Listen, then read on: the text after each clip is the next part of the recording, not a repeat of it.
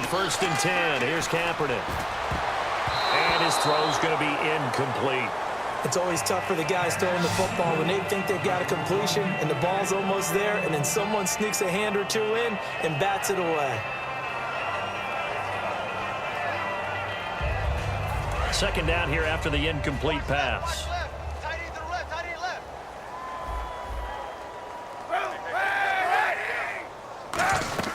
They'll run it now out of the gun. And all the way down inside the 5 to the 4. That one good for 17 yards, and now they've got it 1st and goal. How many times do we say in this game that speed kills, and it does it in so many different ways? In this case, you got a back who's quick and shifty, can make moves, make people miss, but also gets to and through a hole before it can close down. That's some of the benefits of that speed, not just outrunning people in the secondary, and that led to a really nice gain.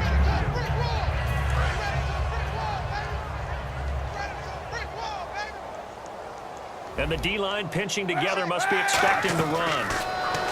Throwing now is Kaepernick. And he can't hang on. That's definitely going to be one he wishes he had back. Incomplete in the end zone.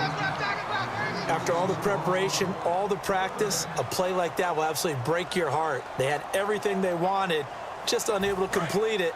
In the end zone, a big-time drop. From the 2-yard line yet again. Let's see what they can do on 3rd and goal. Kaepernick looking to throw, and his pass is intercepted for the 4th time today. A great read, and it's picked off. And a big turnover there as his guys will get the football back. Atlanta now coming out on the field. And they split the uprights last time for 3. They've got the lead. They're not going to play this conservative. They're not hoping for another field goal. They're hoping for a touchdown. I'm with you on that one. I like where your head is. I like the way you're thinking because you're exactly right. Trying to sit on a lead and play that way, that doesn't work too well for most teams. Run your offense. Run what you do best. Exactly. Put it all the way down and try and increase your lead in a big way. And the best way to do it, touchdowns. And when you're playing a quarterback with some experience and some moxie, you enter the danger zone when you decide to blitz him, because if he's able to diagnose as he did on that play, he can hurt you downfield. He reads defenses so well, doesn't he? He really does, and the best part about that play for him, I don't think that was his primary target. I don't think so either. I think he had the read, figured out where the blitz was coming from, and went to a secondary target for a really nice gain. Surveying the field. He's going to loft one deep left side here. And that's caught at the 25. A big play there. Ryan to Jones. And even 60 yards. Well, we know he's got the speed there. He needed the speed and the hands. A great catch.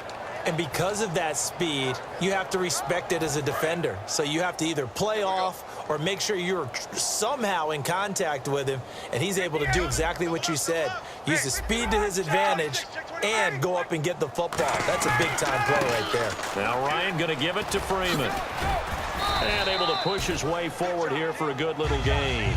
It's a 6-yard pickup, and it gets him to 2nd and 4. Some runs are blocked so well, you almost forget that someone has to carry the ball to gain the yardage. The leverage by the offensive line to create space up front, really well done. Mike 51, Mike 51.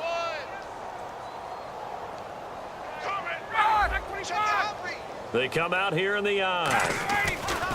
Now Ryan on 2nd down. Getting it out left side to Sanu.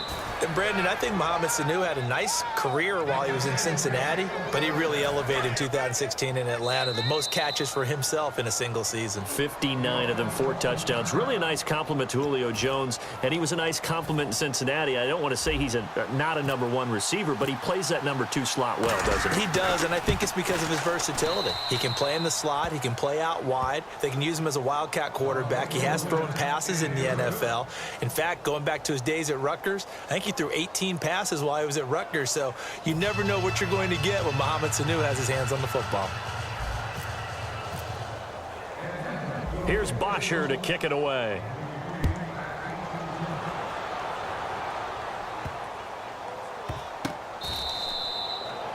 And San Francisco gets set to go here. And from this spot in the field with the clock where it's at, you think we're just going to see a knee and that's it? And I think in this situation, that's the proper play.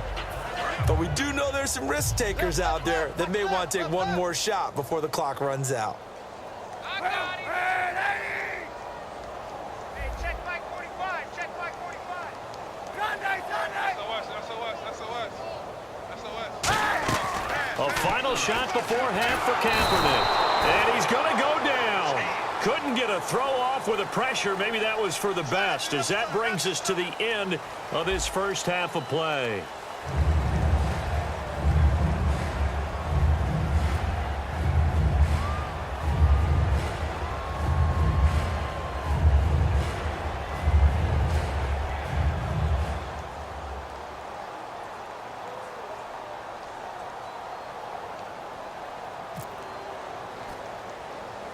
So both teams have their marching orders, and we'll get going again here in quarter number 3.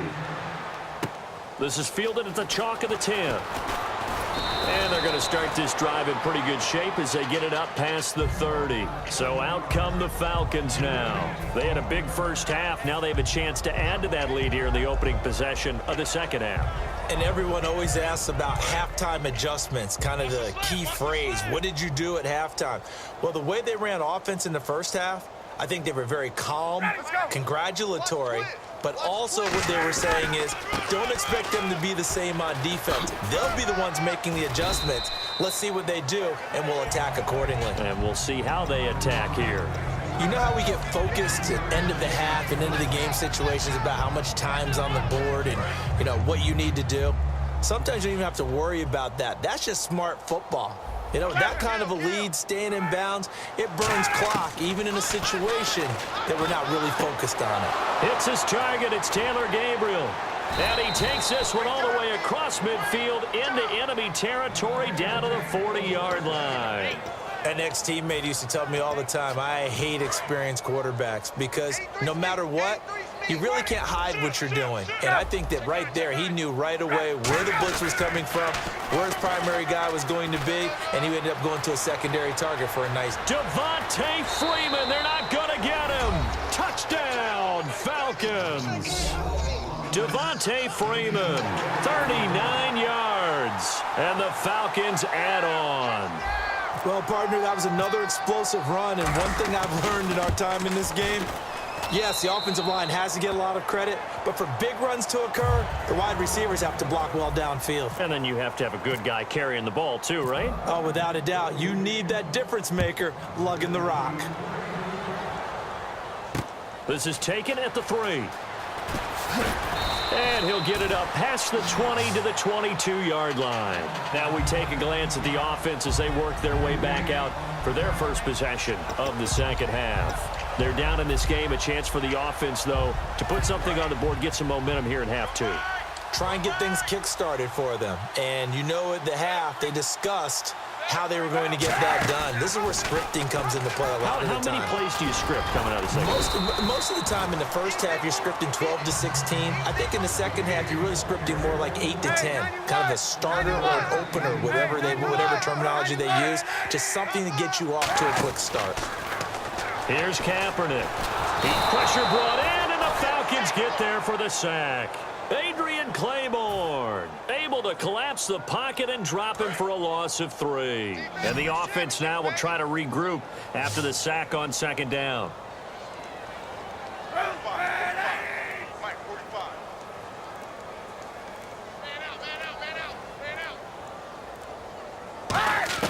On third and long, it's Kaepernick. Finding his safety valve here. That's complete. 12 yards there as they move to James. There are a lot of tough routes to try and cover. When you see a runner come out of the backfield and run this angle route, looks like they're going to the flat, and then they put their foot in the ground and cut back sharply inside, not easily covered, and then when they catch it, good momentum built up by them as well. And able to pick up the first. He'll buy some time right. And this will be caught at the 30. And he does take it in for the touchdown, but a flag on the field, and I don't think this is going to stand. Yeah, don't put the points on the board just yet.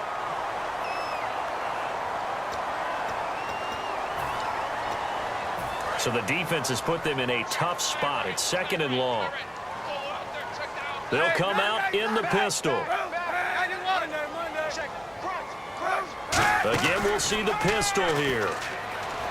Kaepernick going to throw. Escaping the pressure right. And that's caught inside the 35.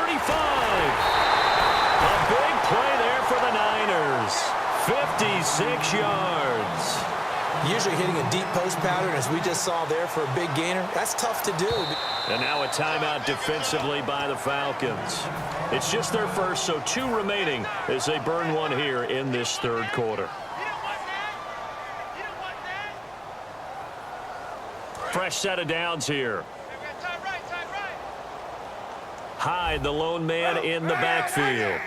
McDonald, the man in motion.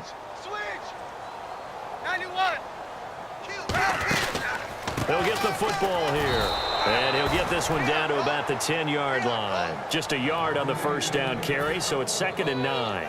The best defensive linemen, they play with great leverage so they can get low and not get bowled over by offensive linemen. They have excellent hands. They can throw people off on a play. We just saw a great example of a really good run stop by a guy playing the defensive tackle position. Now Kaepernick.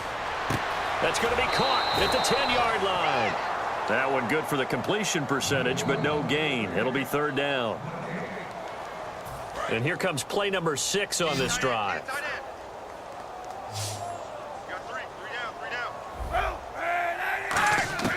From the gun on 3rd down, Kaepernick.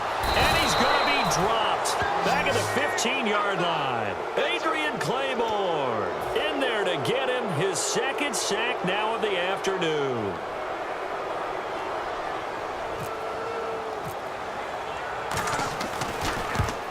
And the kick for the 41-year-old is up and good. And they'll get back 3, but this remains a large deficit. Well, I guess we're at the stage here where they wouldn't say no to any points, but I don't think field goals are what they're looking for here in the second half. I don't either, Brandon. When you're down as much as they are, that's the sign of a head coach waving the white flag to me.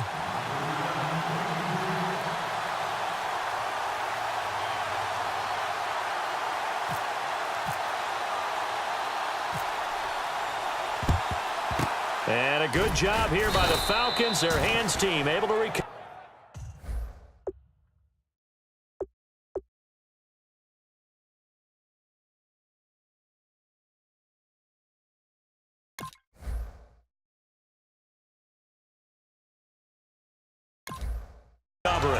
Here comes the Atlanta offense now ready to take over here. And they'll just simply be looking to build off the confidence of the last time out where they scored a touchdown. Man, confidence is powerful, isn't it? When you've scored once, you feel like you can go back out there and get it done again. Doesn't matter what the defense throws at them. They feel like they're in a groove right now, and they want to get out there and show it. Yeah, hoping to stay in that groove here this go-around. And they'll start this drive with very good field position.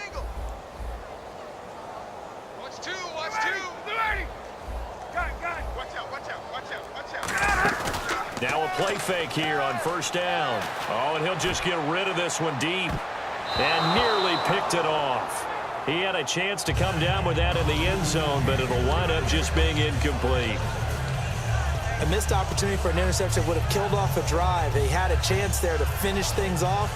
Didn't get it done. I guess that's why a lot of those guys do not play offense. Get on the point right here. Watch 2. 2nd and 10. It's Ryan again. And the hit jarred it loose. It's incomplete. He was trying to hit Taylor Gabriel that time. And it's 3rd down. We know it's not an easy job to go out and catch passes when people are trying to tackle you and knock the ball away.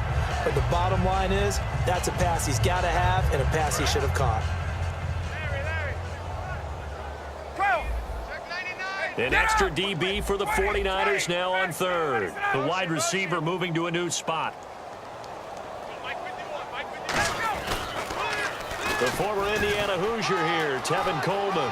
And a cutback right sideline. And he is into the end zone for a Falcon touchdown. Tevin Coleman, 38 yards. And the Falcons continue to pour it